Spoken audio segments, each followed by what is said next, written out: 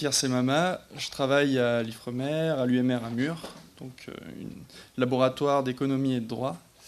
Et donc je vais vous parler très humblement des apports de l'économie pour la compréhension des mécanismes de compensation.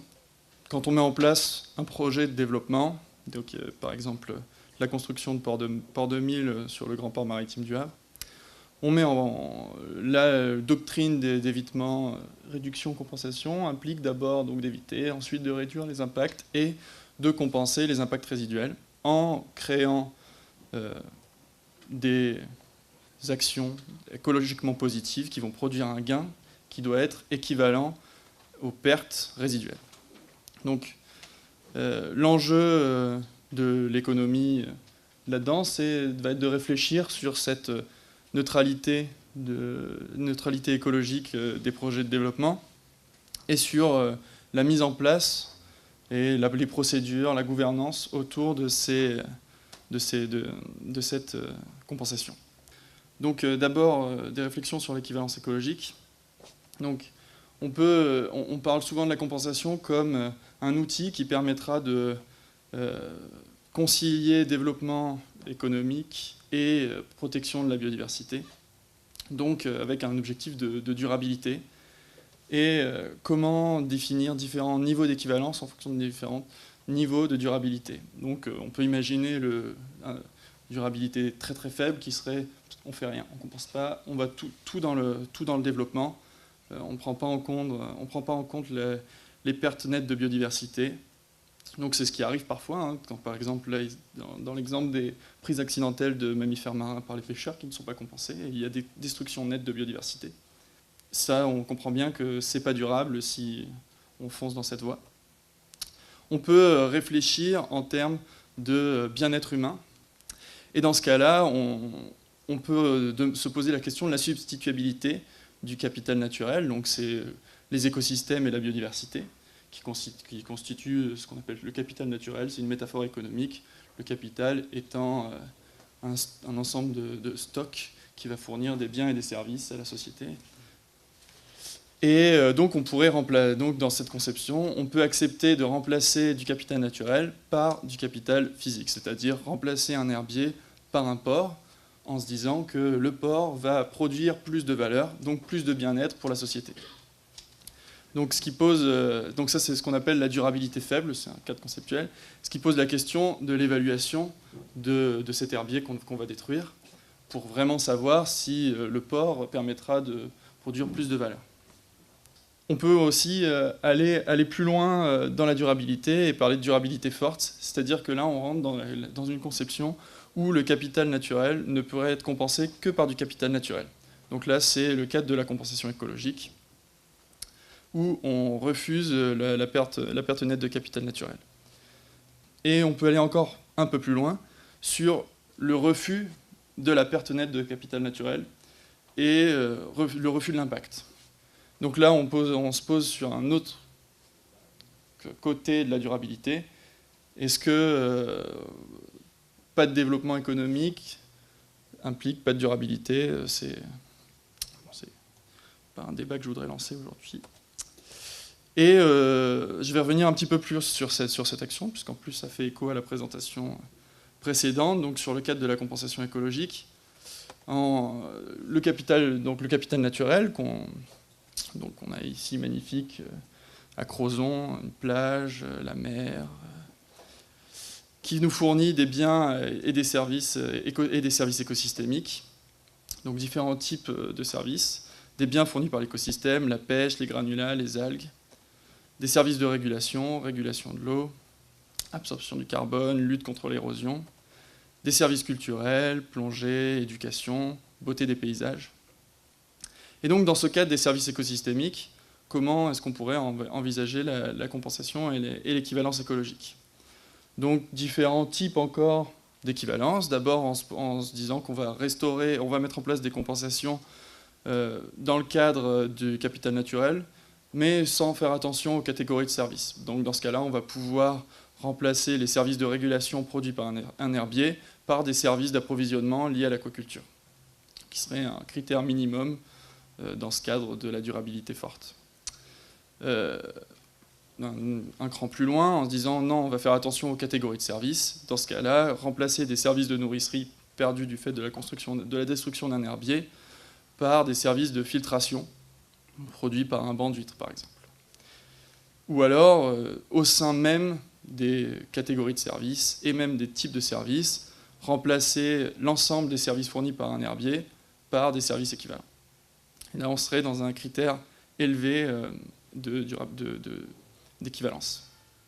On doit prendre en compte les pertes temporelles, c'est-à-dire considérer le fait que si on met s'il y a un impact, qu'on laisse passer du temps,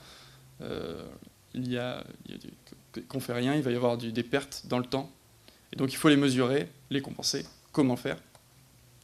Donc une dimension spatiale, est-ce qu'on peut mettre en place la compensation sur le site? Est-ce qu'on peut la compenser loin? À ce moment-là, dans quelle échelle? Qui est-ce qu'on compense? Les personnes qui vont être impactées les personnes qui vont être impactées, si on met la compensation loin de chez eux, ne seront pas les personnes compensées. On peut mettre en place des ratios qui vont tenir compte de cet éloignement, des différents types d'écosystèmes.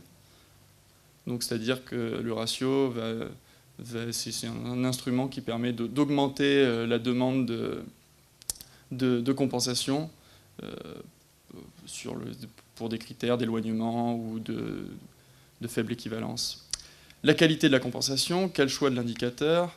Donc, est-ce qu'on va utiliser des indicateurs basés sur des fonctions, des indicateurs basés sur des services, des indicateurs monétaires?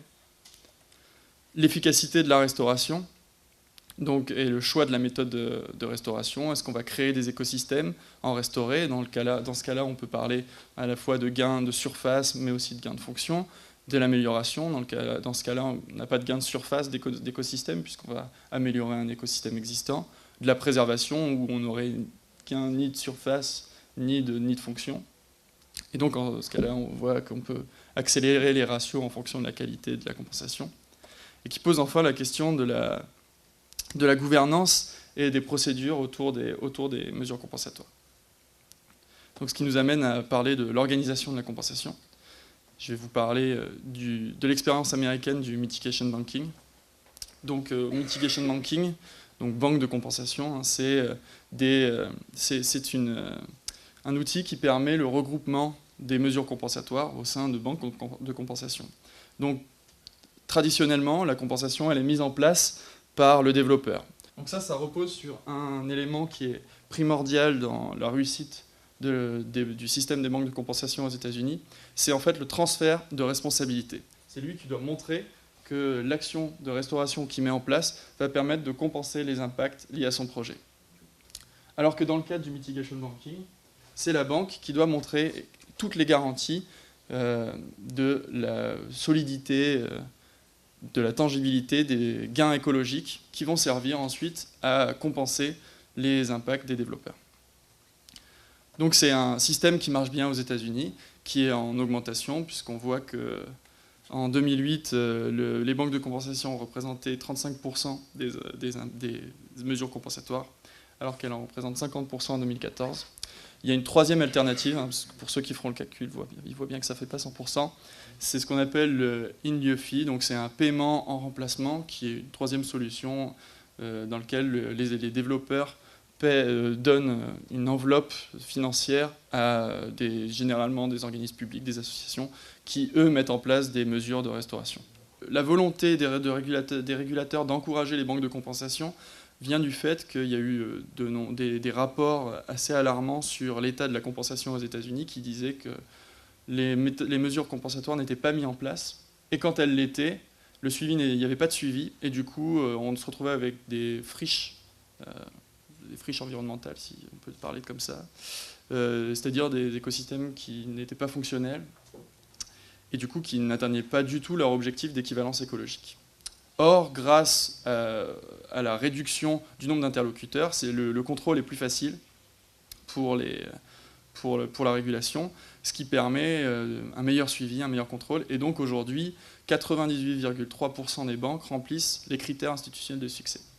Donc ça, c'est beau, mais derrière, on peut se demander quels sont ces critères de succès. Est-ce que ces critères sont aussi exigeants, ou est-ce qu'on a dû baisser les critères de succès pour faire des banques de compensation un succès?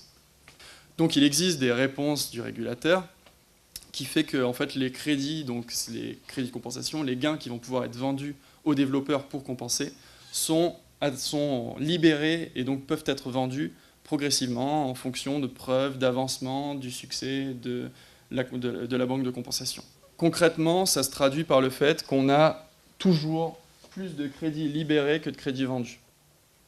Donc il est assez difficile d'évaluer ce principe de perte temporelle, parce que d'un côté, on a quand même des crédits qui sont vendus alors que la banque n'est pas forcément dans un bon état écologique. Mais en même temps, on a toujours un stock disponible de crédits, ce qui montre que le marché n'est pas super tendu. Et donc, il y a potentiellement aussi un gain temporel de service, c'est-à-dire qu'il est possible qu'il y ait plus de crédits, que la masse de crédits correspondant à des écosystèmes en bonne santé soit plus importante que les pertes temporelles. Il y a une dimension spatiale donc, qui est liée à la déconnexion entre les impacts et les sites de restauration, qui serait liée au fait que les banques de compensation étant régies maintenant par des intérêts privés, donc par la poursuite du gain économique, de la rentabilité, de chercher à mettre en place les banques là où le foncier est moins cher. Donc loin des villes, alors qu'au contraire, les impacts vont avoir lieu là où le foncier est plus cher, et donc près des villes. Donc on parlerait de migration des zones humides, et donc problèmes éthiques et sociaux liés à l'accès aux services écosystémiques. Donc quelle est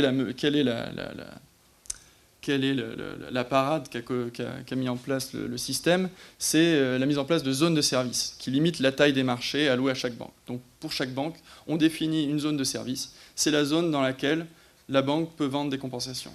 Un impact qui aurait lieu hors de cette banque, hors de cette aire de service, devrait être compensé soit par une autre banque, soit par un autre mode de compensation, donc la compensation classique, soit appliquer un ratio très important et généralement décourageant cette solution, donc où il faudrait acheter 2 voire 3 fois plus, voire même plus, fois plus de crédit que normalement nécessaire si on était dans l'aire de service. Donc, sur la qualité de la compensation, on parle d'un risque d'homogénéisation des zones humides. Donc ça, c'est lié au mécanisme du marché. Pour créer un marché, on est obligé de créer un produit standard. Donc une unité d'échange qui puisse permettre à une banque de compenser plusieurs impacts. Or, tous les écosystèmes n'étant pas tous équivalents, on est obligé de diminuer un petit peu le critère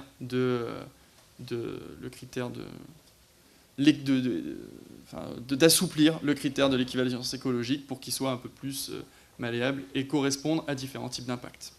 Donc là, c'est un risque qui existe et qui est lié aux forces du marché.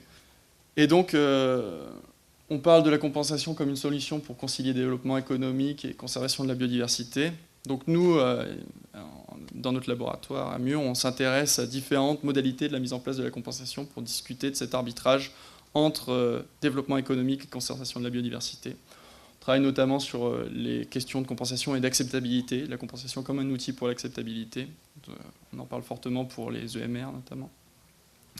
La question des impacts cumulés, la prise en compte des coûts de restauration, enfin, de nombreuses questions. Voilà, je vous remercie.